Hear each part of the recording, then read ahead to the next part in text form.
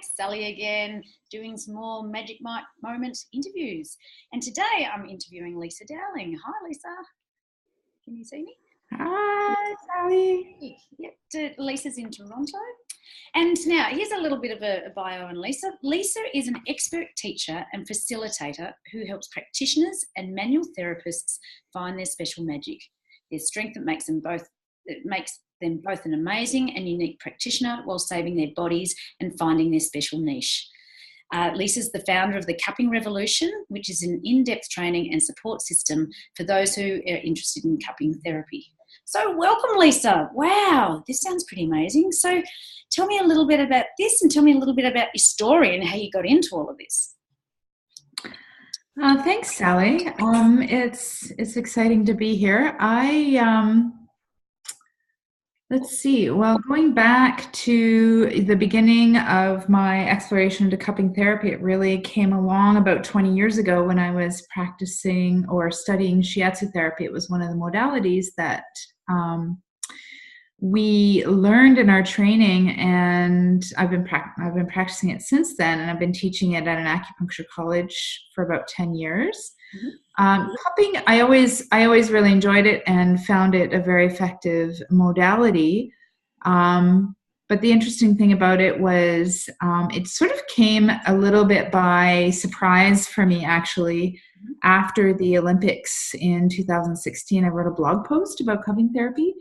And from that blog post, I got a bunch of responses from people who were asking me when I was teaching a cupping course, because they had seen that I was already doing some teaching. And it occurred to me that probably I should do that. So in the process of putting materials that I'd already been teaching for a while into life in my own courses, I realized how little information and research was available for practitioners. And it kind of took my business that I was already doing, which was the Meridian Therapy Institute, teaching practitioners, very quickly into a whole new level. So, sometimes we don't know what's coming. Yeah, wow. Let's just, so yeah. 2016, and then you've gone, whoa. Yeah, so that's only a couple of years ago. Exactly. Yeah, it's just under a year and a half, and it's been a pretty wild ride, I have to say. Yeah. So, and I've learned so much in the process myself, and taken the modality into places that having practiced it for 20 years, all of a sudden I was teaching all these courses and keeping in practice. So I had to really dive into it in my own practice because I was exhausted.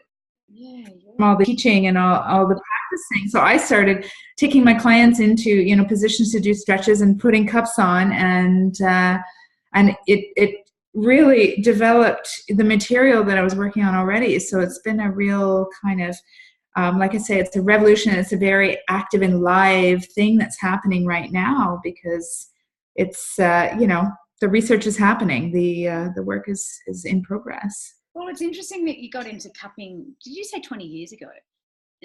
Yeah, I studied it 20 years ago when I started studying shiatsu therapy. Yeah, I mean, back then that would have been sort of a little bit out there, like homeopathy was a bit out there at that time. And was it a growing sort of area, or was it quite readily accepted when you started it? Well, when I studied cupping, it was part of my curriculum in the shiatsu therapy training, and it was already like part of the acupuncture training as well. So we all learn the modality on a very basic level in our training.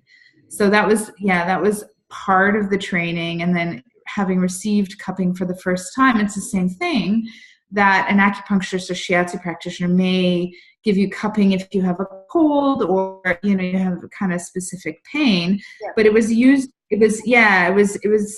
training and the practical piece was pretty specific. So where we've gone now with it is it's a whole other thing. Yeah, so that's like, nearly 20 years later, as you said. So what was I going to say? So what kind of challenges are you facing now with where you're going with the, the new wave, or the new approach with the whole cupping and everything? You know what I mean? Well, with cupping therapy particularly, the biggest challenges that I'm facing actually, which is different than what I wrote for you, is that practitioners are going on Amazon and they're buying a cupping kit and they're just doing it. Right. Yeah. So people are using it without understanding, first of all, that you need to properly clean and sanitize these objects because they're going from person to person, and microscopic amounts of blood and body fluids are being transmitted. Yes, right? So, yeah, exactly. And people are like putting them in the dishwasher or using soap and water to clean them. And so for me, it's kind of put me into a little bit of a tailspin because I realized one of the most important things is to make people understand that, cleaning them properly is actually one of the most important pieces. And then, of course, the other thing is we're seeing all these disgusting pictures. I'm sure you've seen them on social media of people who are black and blue and they've got welts. And, so people who really have no training are placing these cups on clients and not knowing how far to go or where to stop. So I'm really having to do a lot of reductive training, right? Don't do that. Don't go that far. Yes, they like it. It feels good, but you get to a certain point and then it doesn't feel good anymore. Then you're injuring someone. So for me, those are the biggest challenges. Yeah, sorry. It's interesting you bring that up because with this whole online world, everybody's Googling and self-medicating and working out how to do stuff themselves. And it's quite a danger for a lot of it.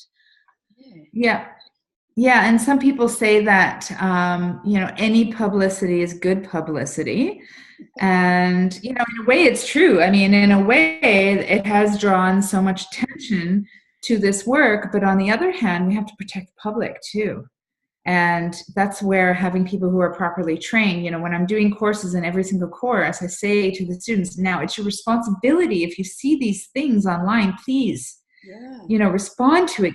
Give them the correct information, or send them to the information, send them to the links. So it's an interesting place to be, I have to say. Interesting times. So the group you're working with is practitioners and manual therapists. What do you feel is their biggest issue for them to overcome, or their challenges, or their biggest hurdle? For the most part, manual therapists and practitioners in Canada, and I know as well in Australia, it's very regulated. And so what I see and what I experienced in my training as well is that in your training, they're so focused on getting you through the training to pass the board exams that they forget to teach you how to actually be a practitioner. Right? So they forget to teach you how to touch your clients, how to feel, how to really assess properly, how to individualize the treatments, how to treat your patient. So these people are going through and they're learning a routine, and so they get into a bit of a groove with that and lose track of what the work really is. And of course, the other thing is that a lot of these people don't know how to run a business, so they end up working in a big corporation and not making very much money and burning out, and then not taking the time for their self-care as well, which is such an important part of the work that we do. It's supposed to be an example for our patients. So, these are definitely the big challenges that practitioners have. And that leads me into my next question. Have you got 3 top tips that you can recommend these practitioners and manual therapists to help them overcome these issues? What do you recommend could help them step up? Well, the first thing that I see that is absolutely the most important for all of us, but particularly caregivers and manual therapists, is self-care. Oh, yeah. Which, is, we know about self-care, we learn about self-care, but ultimately, I think that our own self-worth interferes with our ability to care for ourselves. And so that would be number one, is that self-value or self-care piece, which is so important. And the other piece, the other reason why that is so important is you attract what you are in your practice. Yeah. So if you're not taking good care of yourself and putting yourself in high priority, guess who your clients are going to be? Yeah. Yeah. Right? They're going to be the clients who want a good deal. They're going to be the clients who are, searching on Groupon for the best deal or whatever, whatever the case may be. And they're not going to keep back and they're not going to keep up with it. So you're going to end up with a low quality client if you are behaving that way as well. So it's completely the most important part. Secondly, of course, is understanding your own skill, your own magic, your own niche. Yep. Right? So understanding who the clients are that you most want to work with, where they are, how to find them, right? And then, of course, how are they going to find you would be the third piece of that. So, and in all of that, it all ties in with, again, with your own value. And because so many therapists, again, are working in these places where they're making a very low wage or low commission, and they're working too many hours and are exhausted. So this whole piece, it all ties in with our value with what we do.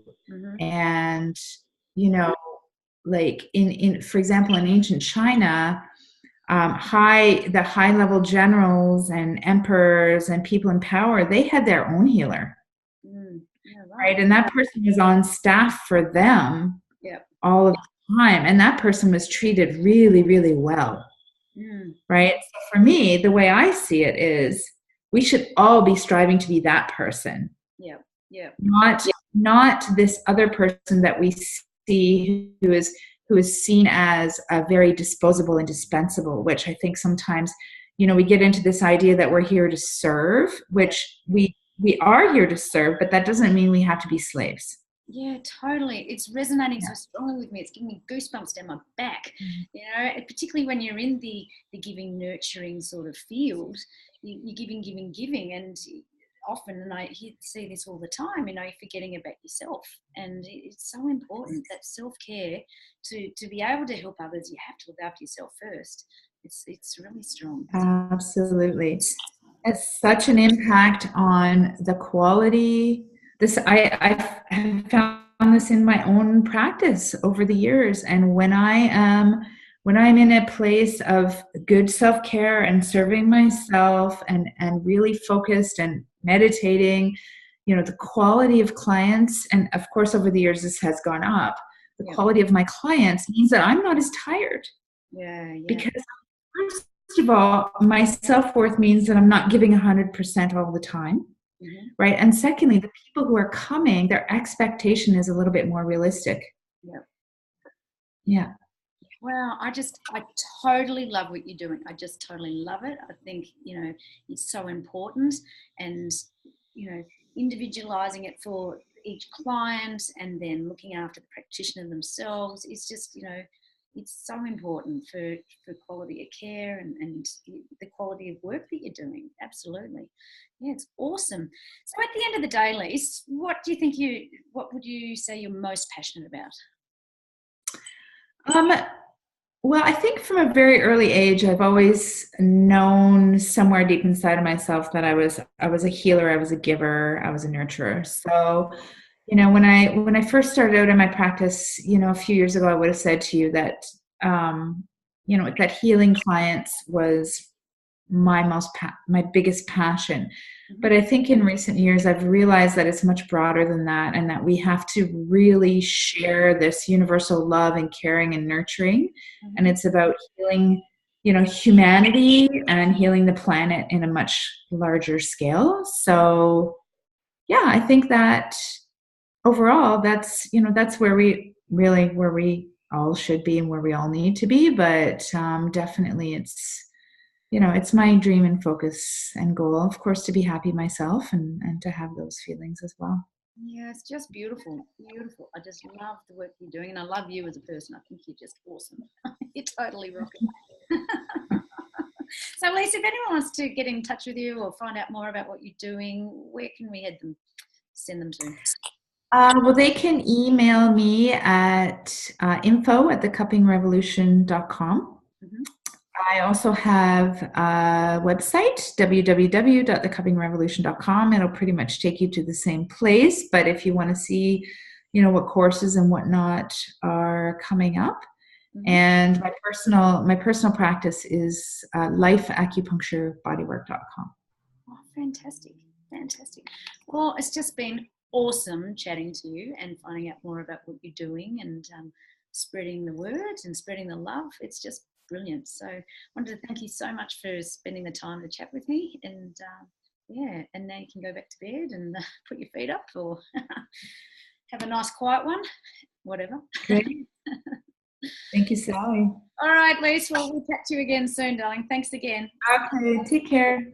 Bye.